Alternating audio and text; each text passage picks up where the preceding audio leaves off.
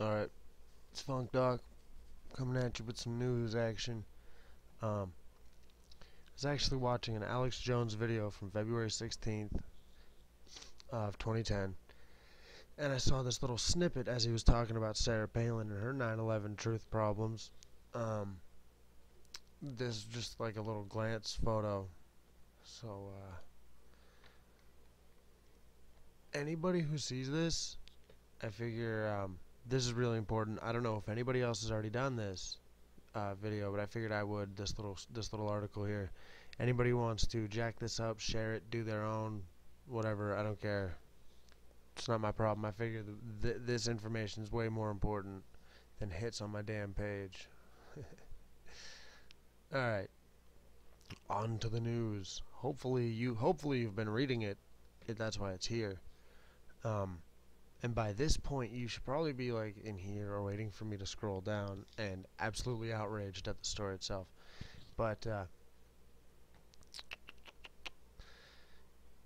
in John Farmer's book, The Ground Truth, the story behind America's defense on 9/11, the author builds the inescapably convincing case that the official version is almost entirely untrue. The 9/11 Commission now tells us that the official version of 9/11 was based on false testimony and documents and almost entirely untrue. The details of this massive cover-up are carefully outlined in a book by John Farmer, who was the senior counsel for the 9/11 Commission. So this guy who built such a great story that completely craps on that. He was the senior. He was on the senior counsel. He is the dean of Rutgers University's School of Law and former Attorney General of New Jersey.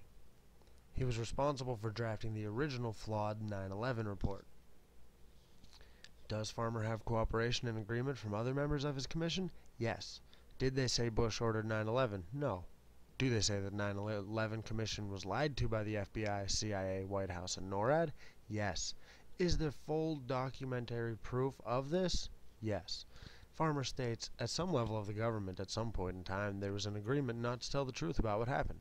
I was shocked at how different the truth was from the way it was described. The NORAD air defense tapes told a radically different story from what had been told to us and the public for 2 years. This is not spin.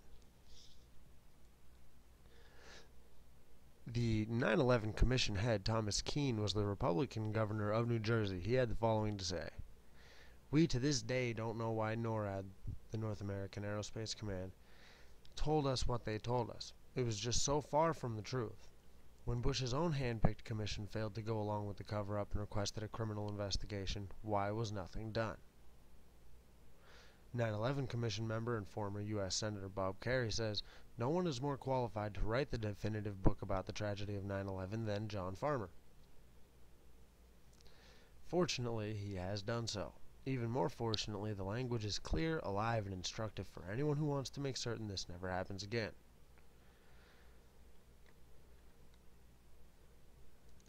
In 2006, the Washington Post reported, suspicion of wrongdoing ran so deep that the 10-member commission, in a secret meeting at the end of its tenure in summer of 2004, debated referring the matter to the Justice Department for criminal investigation, according to several commission sources. Staff members and some commissioners thought that emails and other evidence provided enough probable cause to believe that military and aviation officials violated the law by making false statements to Congress and to the Commission. What does Farmer's book tell us? Farmer offers no solutions, only a total and full rejection of what was told and his own ideas concerning the total failure of honesty on the part of the government, a government with something to hide. Now, their own commission member is writing this. He's the guy who headed up the 9/11 Commission. Farmer never tells us what. Nobody could keep a job in the public sector speaking out more than Farmer has. What were Farmer's omissions? There are some. Now that we know that intelligence given the 9/11 Commission wasn't just lies from our own government, but based on testimony coerced through torture from informants forced to back up a cover story now proven false, a pattern emerges. We know that immediately after 9/11, many more potential suspects and informants were flown directly to Saudi Arabia by presidential order than were ever detained and questioned. We will never know what they could have said. Their testimony would have been vital to any real investigation were they not put beyond the reach of even Congress and the FBI.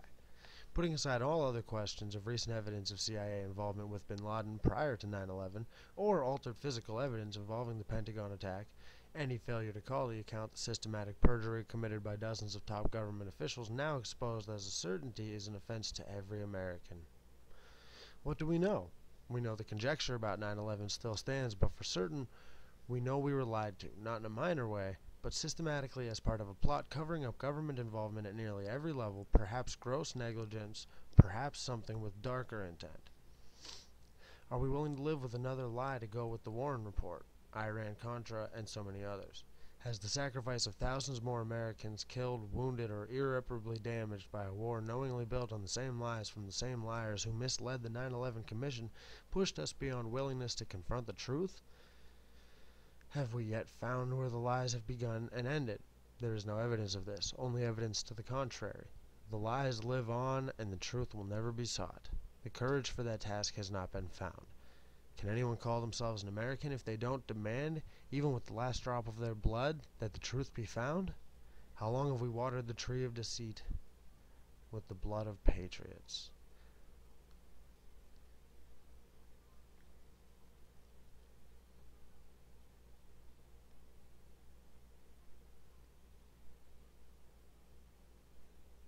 This guy's got a little bit of clout, so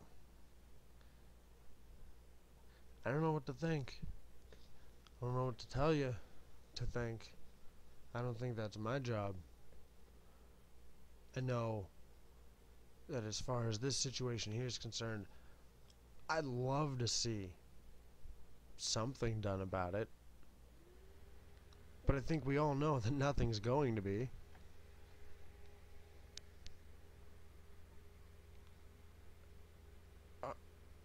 Is there anybody under the illusion that there's going to be some sort of action taken? Everybody with a fucking sandwich board that says 9/11 was an inside job. Where do you think you're going with that? What is going to happen? Someone's going to walk by and say, you know what, I'm going to take that case up. And since you're broke because this is all you do for a living and make movies, I'm going to have to do it pro bono and fund it myself. And I'm going to take on the government for you, the little mime. No, it's not going to happen. He's going to take the stupid t-shirt and the bumper sticker you're handing out. He's going to take a shit on them and throw them in the garbage. It's time you give up on all that. That's just, the 9/11 is really just a springboard to the real truth. That's all we need to use it for now, because there's nothing that we can do about it. Blah, blah, blah. That's my commentary on the fucking subject. I will put the link in the doodad over yonder. And I don't know. Stay away from trouble. Buy non-perishable food items. Start learning how to farm on your own in a basement. Keep it real, people. Keep it real.